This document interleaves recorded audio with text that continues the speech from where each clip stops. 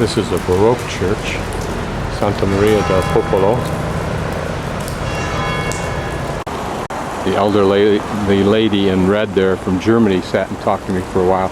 She's been all over the world, including the United States, India several times.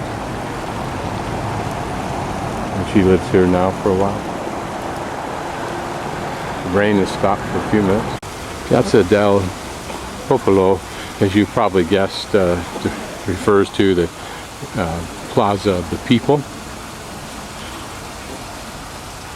Don't know what this is all about, but of course the statue at the bottom is iconic of Rome, Romulus. Don't know what these obelisks here are, but we'll focus in a little tighter and see if we can.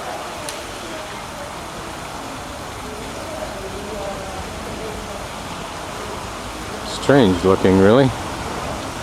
Naval in appearance, like some of the icons are.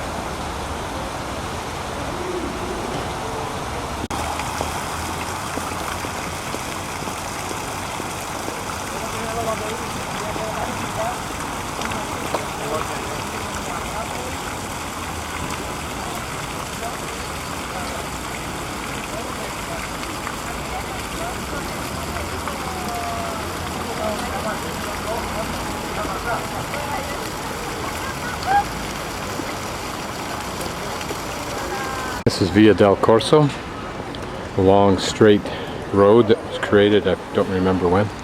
And the road to the left is the road that goes down to the Spanish Steps. We'll wander down here following Rick Steve's tour and then shoot over the Spanish Steps and then come back and complete the tour. This is private property, but notice what an elegant setting it is. Right now we're behind the mausoleum of Augustus. He was the emperor, I think, right around the time of Christ. And I don't know what the moat is for, nor do I know what kind of work's going on. But it looks like it was such that people could come here and get off a boat. What it looks like is extensive excavation of structures that were around the mausoleum. I can see through this little hole they've got it meshed off for some reason. Here we have a better view of what are pretty stairways going down to what looks like a moat, but maybe all this was just a whole lot lower, including the water level. There was something, I don't know whether it was a pedestrian access or a water access to something, or maybe a tunnel. This large glass building houses the Ara Pacis, or the Altar of Peace. It's another part, similar structure here of stairways going down here. That's the mausoleum. Whether it'll ever be restored or not, I don't know. It looks like there's some kind of archaeological detailing going on there.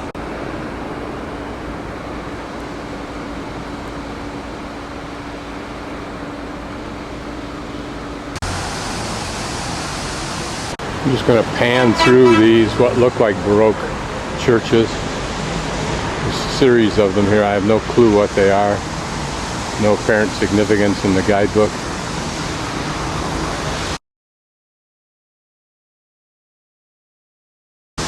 And then see if I can get in here. To give some background here, on January 39 BC, Augustus led a procession of peoples here alongside the river to this monument, the one that's inside, that was newly been built to commemorate his victory over the barbarians outside the empire and his rivals within the empire.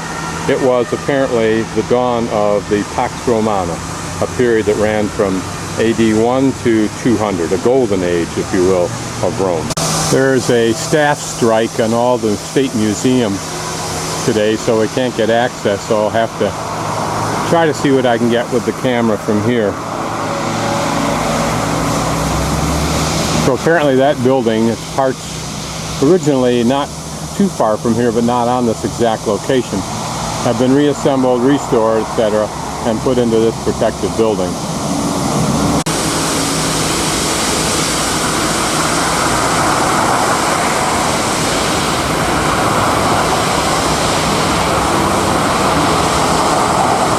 So presumably those are the steps that Augustus climbed.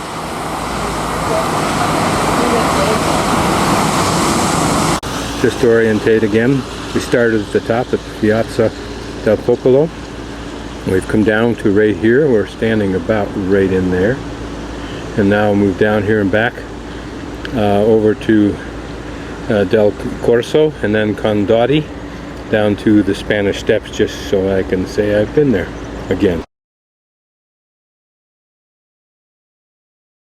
It'd be interesting to see what the original design and functioning was of this mausoleum.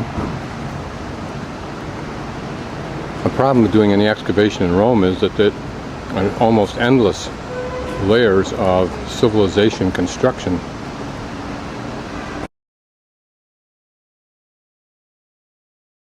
Statue of San Carlo and this church at a little bit closer view.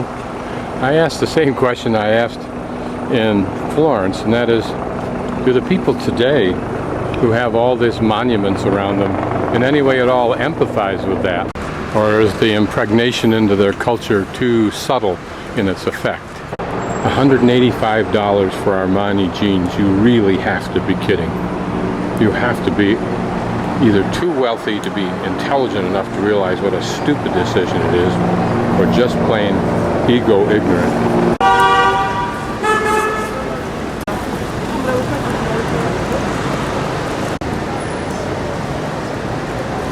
We walked all the way down via the Corso, Spanish Steps straight ahead. This is what makes a smart car genre a good idea. Just for diversion, I'm wandering the back streets en route to the Spanish Steps. And this is just a church I found on the way. An elegant store window setting. Store filled with nothing but hardware for your doors and bathrooms and so forth.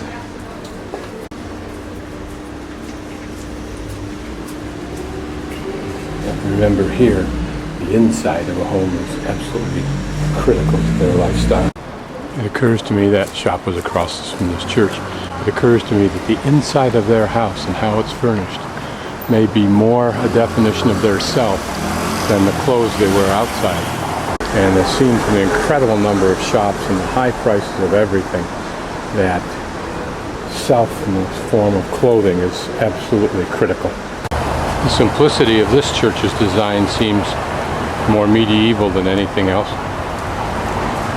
But I particularly wanted to look at that mosaic.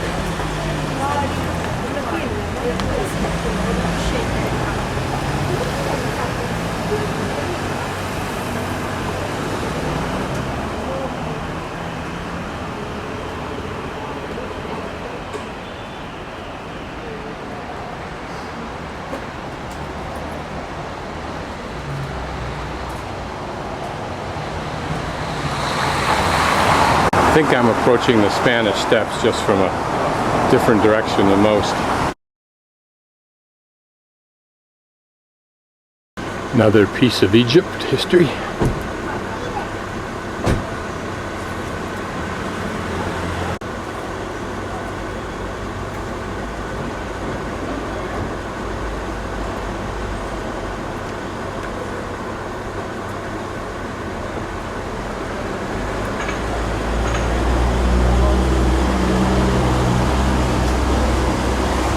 Imagine the men who carved this never could have imagined where it would end up. More particularly, the person who commissioned it could not imagine that.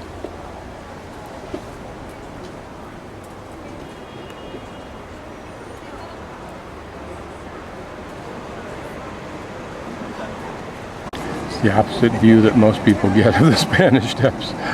Certainly not the prettiest.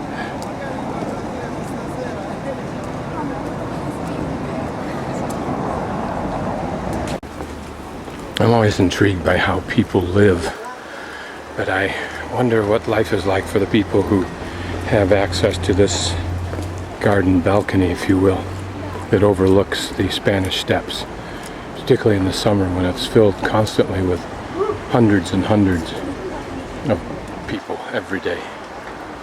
Or these folks, does it give them an endless entertainment. Now imagine everything that I'm going to pan through is absolutely covered with people. These steps in the summer would be absolutely covered with people sitting on them all day long, into the night.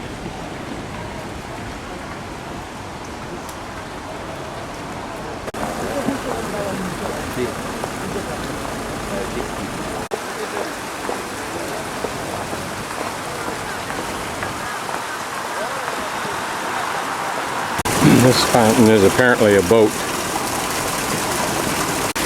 What the significance of this fountain boat is, I don't know.